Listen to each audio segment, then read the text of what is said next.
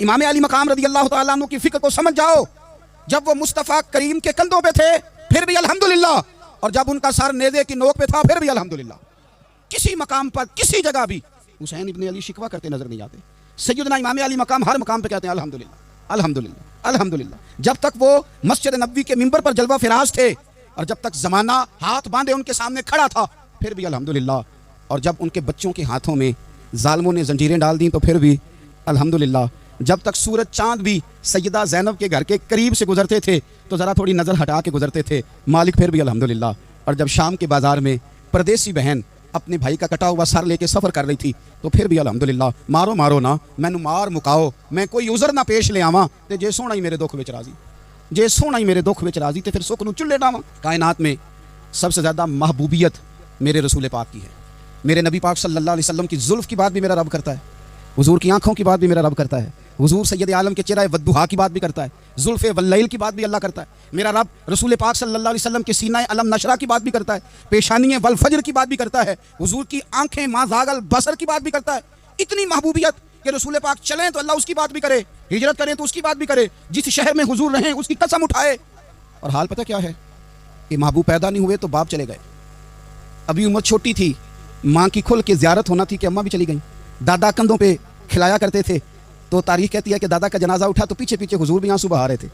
ایک وفادار بیوی ملی تو اپنے وقت پہ سیدہ ختیجہ بھی چلی گئیں. ایک ٹائم آیا تو جناب ابو طالب بھی رخصت ہو گئے. مکے سے حضور کو اتنا پیار تھا وہ چھوڑنا پڑا. صادق اور امین کہنے والوں نے حضور کی دعوت کو قبول کرنے سے انکار کر دیا تو رسول کریم نے اپنی پیشانی پر کسی قسم کا کوئی شکن نہیں آنے دیا. رسول پاک مدینے آئے تو لوگ تلواریں لے کے بدر میں آ گئے لڑنے, شہید کرنے. حضور وہاں بھی کوئی پریشان نہیں ہوتے. میدان احد آیا تو نبی پاک نے اپنے چچا کو کٹے ہوئے وجود میں دیکھا, نکلی ہوئی آنکھوں میں دیکھا, کٹے ہوئے ہونٹوں میں دیکھا. کسی جگہ میرے رسول پاک صلی اللہ تعالیٰ علیہ وسلم شکوہ کرتے دکھائی نہیں دیتے. حضور کی وہ بیوی سیدہ عائشہ صدیقہ رضی اللہ تعالیٰ عنہ جن کی پاکی کا رب بیان کرے, ان پر منافقین نے الزام لگا دیا. اتنے پاک گھرانے پر لوگوں نے انگلی اٹھائی. میرے رسول نے آنسو بہائے پر کسی جگہ حضور پریشان ہوتے دکھائی نہیں دیے. ہم ڈھونڈنے لگے, تلاش کرنے لگے. جب دروازہ رسول پہ گئے تو حضور خود بولے, میرے رسول فرمانے لگے, میرے غلاموں یاد رکھنا یہ صبر میری چادر ہے, یہ صبر میری چادر ہے, یہ حوصلہ میری چادر ہے. سیدہ عائشہ صدیقہ رضی اللہ تعالیٰ عنہ فرمایا کرتی تھی, لوگوں مجھے اللہ کی عزت کی قسم میں نے حضور سے بڑھ کر کسی کو صبر کرنے والا نہیں دیکھا.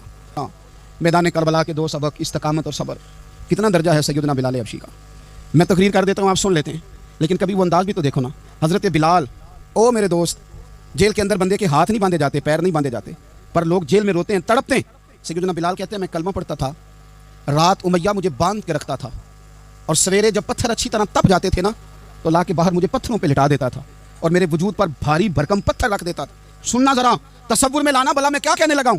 حضرت حسان بن ثابت رضی اللہ تعالیٰ عنہ فرماتے ہیں میں مکہ مکرمہ آیا حج یا عمرے کے لیے تو میں نے مسجد نبوی کے جو آج مؤذن بلال ہیں, میں نے ان کا یہ رنگ دیکھا کہ مکے کے بچوں نے ان کے گلے میں رسی باندھ کے نا تو ہاتھوں میں پکڑی ہوئی, اور مکے کے بازاروں میں نا ان کو کھینچتے ہیں, لے جاتے ہیں.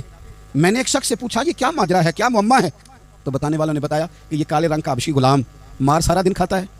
اس کے ساتھ لوگ وہ سلوک کرتے ہیں جو اذیت ناک اور خوفناک ہے, سارا دن مار کھاتا ہے پر اپنی زبان پہ خدا کا نام لیتا رہتا ہے, محمد مصطفیٰ کا نام لیتا رہتا ہے. یاد رکھنا, میدان کربلا کے اندر حضرت سیدنا امام حسین رضی اللہ تعالیٰ عنہ کا جو حوصلہ تھا وہ اتنا مثالی تھا, اتنا مثالی تھا, اتنا مثالی تھا.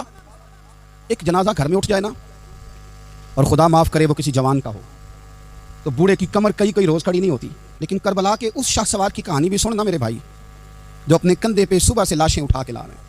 صبح سے امام علی مقام لاشیں اٹھا کے لاتے ہیں. حضرت قاسم بن حسن کا لاشا اٹھا کے لا کے رکھا.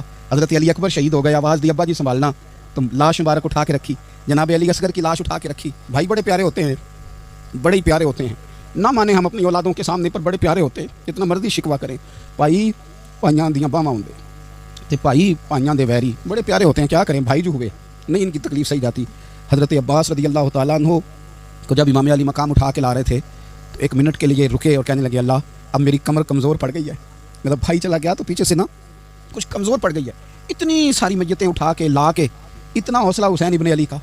پھر جا کے امام علی مقام گرم ریل سے تیمم کرتے ہیں, پھر وہ گھوڑے پہ بیٹھتے ہیں, پھر وہ رجز پڑھتے ہیں, پھر وہ خطبہ دیتے ہیں, پھر وہ حق کا اعلان کرتے ہیں, پھر وہ ظلم کو للکارتے ہیں, پھر وہ 56 سال کے بڑھاپے میں جب میدان میں گھوڑے کو ایڑی لگا کے آتے ہیں اور اس طرح کاٹتے ہیں یزیدیوں کی کمر کو, گلوں کو, کہ عمر بن سعد کہتا ہے اکیلے اکیلے نہ جاؤ, یہ کوئی معمولی ہے, یہ علی حیدر کا لال ہے. اکیلے اکیلے جاؤ گے تو لشکر کاٹ دے گا، یک بارگی حملہ کرو، یک بارگی، پھر ہو سکتا ہے حسین تمہارے قابو آئے۔